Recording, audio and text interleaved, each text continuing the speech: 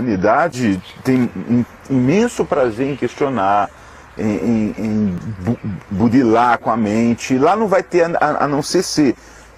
Mas vai ser maravilhoso. A gente fala lá porque a gente não tem palavras. Lá é bobagem. Nesse se eu fosse inventar uma língua para falar como eu penso, muita gente não iria entender. Porque eu penso de um modo e eu falo do outro. Eu penso com as categorias que o meu português tem para designar com precisão, o máximo possível, as minhas ideias. Para mim. Só que na hora de eu contar para os outros, eu tenho que usar os códigos do outro, de todo mundo. Aí já cai em pobreza, eu já perco 70% nessa história. Porque aí fica lá, céu, papapá. Comigo eu não converso assim. São as referências comuns hoje. O meu papo comigo sobre isso não usa nenhuma dessas terminologias. Usa categorias dimensionais. Se não é longe, não é perto, não é lá, não é aqui, tudo isso morreu na minha mente quando eu estou pensando. Isso só volta quando eu tenho que escrever, falar, contar, expor. Eu tenho que me servir desses códigos que dentro de mim estão superados e trocados por coisas que nem sempre são terminologizáveis, mas que são identificados por um fragmento de entendimento que às vezes eu nem nomeei, mas que eu posso chamar de pensamento vinculado a isto. E que está ali presente como um software que dentro de mim é claro. Então, dito isto, a Bíblia se serve das linguagens humanas para poder se comunicar com os seres humanos. É por isso que o rico morre e vai para um inferno, que pode ser visto de um paraíso pelo Lázaro. O cara pode gritar de lá: "Ei, Abraão!" Veja só que coisa patética, se você for literalizar. Então, literalizou, virou patetismo. Um inferno, de onde o cara grita para alguém que está no céu, faz do céu o inferno. Né? É do céu o inferno. E faz do inferno uma perversidade muito maior, porque é um monte de desgraçado assistindo o gozo dos outros, dos salvos e indiferentes, que sabem que estão sendo vistos, estão vendo, se exibindo. E ainda tem um Abraão que diz: deixa o cara comer em paz aqui agora, porque lá naquele tempo você se fartava e o bichinho passava fome. Agora, meu filho, está na tua hora do perrengue, está na hora dele passar bem. Mas deixa que eles ouçam lá os profetas. Ora, como fábula para me explicar um princípio espiritual é perfeita. Como narrativa literal é patética. Essa que é a verdade. Mas como ilustração espiritual é incomparável. Eu tenho que ficar com o sentido espiritual da ilustração, esquecer a pateticidade descritiva da fábula, porque senão ela cai no caminho da perversidade, e não só do infantilismo. Isto dito, eu quero vir aqui, eu expliquei que a Bíblia tem que se servir dos elementos dos códigos humanos para poder se fazer compreender em todas as gerações. Não só por um ou por alguns, ou numa geração mais evoluída, avançada ou sofisticada. Isso teve que servir para todos os entendimentos humanos em todos os tempos. Por isso tinha que ser acessível à compreensão mais simples, e se é acessível ao mais simples e é carregada na sua simplicidade e profundidade no seu conteúdo simbólico espiritual, será sofisticada para a mente mais adiantada em qualquer outro momento da história. E é assim que funciona o processo inteiro, do fenomenológico da comunicação da palavra na escritura. Agora, esquecendo isto, ficando com o ambiente interior de quem não precisa contar nada para ninguém, num esforço particular que eu faria agora, o que eu diria é o seguinte: está tudo aqui, gente. Está tudo aqui. Quando Jesus disse aos que disseram, perguntaram aos saduceus sobre a ressurreição dos mortos, o cara que teve 7 mulheres, qual delas será a mulher dele na ressurreição? Ou vai ter uma poligamia celestial? Aí Jesus respondeu como? respondeu, nunca ouvistes, nunca lestes. Olha a sutileza. Eu sou o Deus de Abraão, de Isaac e de Jacó. Ele trabalhou só com o verbo no tempo presente. Eu sou. Ele não disse eu era, eu fui, eu serei. Eu sou. Portanto, se ele diz eu sou, olha a lógica de Jesus. Ele é Deus de vivos e não de mortos, pois para ele todos vivem. Respondendo aos saduceus, ele está dizendo, olha, esse cara que vocês estão dizendo que morreu, está vivo com Abraão, com Isaac e Jacó. Está todo mundo vivo hoje, está todo mundo tão vivo quanto você que pensa que está vivo. E essa não será uma questão para esses vivos que já transcenderam a contingência do momento, porque onde eles estão as pessoas não se casam, não se dão em casamento, porque as contingências da reprodução, da carência biológica, da necessidade da continuidade da vida e do orgasmo psíquico terão sido superadas e elevadas à trilionésima potência do gozo e do prazer, que farão com que tudo isso se torne lixo, pequeno e desprezível comparado com o que eles têm. No entanto, você não tem que ficar preocupados com quem será, porque para Deus tudo já é. Então, o mundo que vocês estão especulando sobre como será, em Deus já está acontecendo. Ele é Deus de vivos e de mortos o tempo todo. Esse problema da falta dessa percepção atemporal de Deus trucida as categorias nossas. Hoje a física quântica ajuda pra caramba quem gosta de ajuda, com universos paralelos, teoria das cordas, essa coisa toda. Quando você fica vendo, por exemplo, essa tese que eu defendo como tese, né? A escritura não diz, então é só uma tese minha, de que esses OVNIs que inegavelmente aparecem por aí, eu digo inegável porque eu não sou doido e eu vou para qualquer fórum do mundo para dizer que eu já vi. E vi com meu pai, vi sozinho, e vi com gente séria. E vi de modo inequívoco e vi com uma cidade inteira. E não vi como uma fantasmagoria, não. Eu vi como um pão de açúcar voando na minha cabeça à noite. Então, se eu negar que eu vi isso, e só nega em vendo, só nega que viu, o cara fraco de cabeça que tem medo de ser julgado pelos terceiros. Mas eu, como não tenho medo de nada, vou pra cara de quem queira e digo vi e chamo pro cacete mental, se ele quiser. De qualquer nível. Qualquer um. Então, o desassombro é esse. Eu creio que isso é macroassombração. Assim como existem casas mal assombradas ou pessoas possessas, é só uma questão de dimensão. Na casa é o tamanho de uma casa. Nós chegamos num tempo em que a aproximação do momento final é tão grande, a gente está chegando na fronteira do abismo e da virada tão grande, em que o mundo virou uma casa mal assombrada, o planeta. Essas coisas são assombrações cósmicas. Elas não estão vindo de Andrômeda, nem de outra galáxia. Cada vez mais a física está reconhecendo quase que completamente a impossibilidade de que no universo inteiro reúnam-se as circunstâncias absolutamente perfeitas em todos os níveis de equidistância, de composição, que mantém, que produziram, que mantêm, que geram, que sustentam a vida na Terra.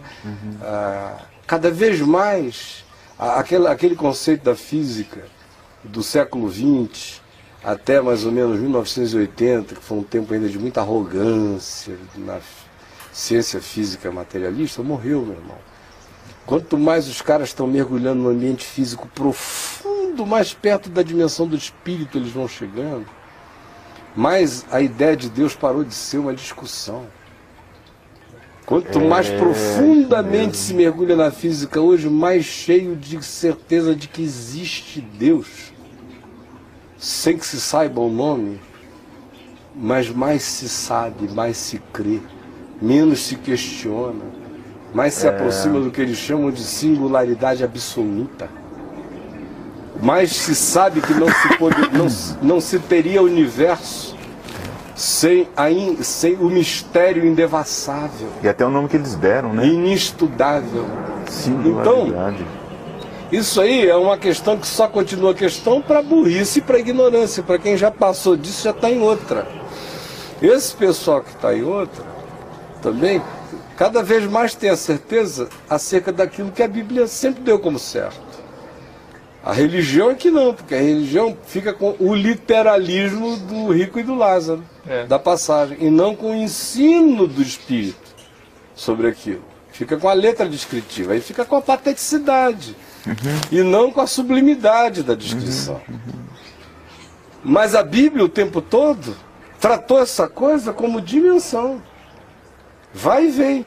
Quer ver a maior manifestação do paralelismo, da não distância de nada? É o Cristo ressuscitado, é Jesus ressuscitado. Que atravessa a parede, come e bebe com todo mundo,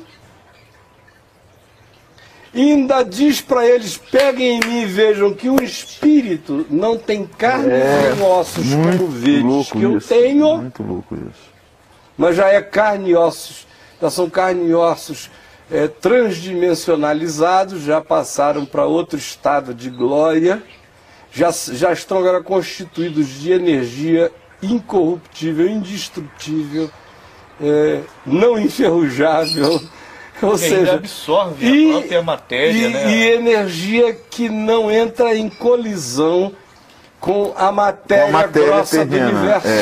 Ele come o peixe. E que hoje já não é mais nenhum problema para a física contemporânea admitir a existência dessa matéria, até porque aquilo que a gente chama de matéria é mais vazado do que tudo. Se eu reduzisse a minha visão para a perspectiva da nanovisão, e eu olhasse para o mundo, eu não ia enxergar o Tom, não ia enxergar ninguém. Eu só ia entregar tudo, eu só ia enxergar vazamentos, eu não ia ver nada. Nós não existimos. Aparece, né? A nossa solidez... O tamanho da peneira que é esse aqui, né, Caio? A nossa solidez é só por causa da grossura dos nossos elementos táteis e da nossa impossibilidade de penetração. Nós somos grossos demais para entrarmos em nós mesmos e nos outros. Mas, de fato, nós somos telas.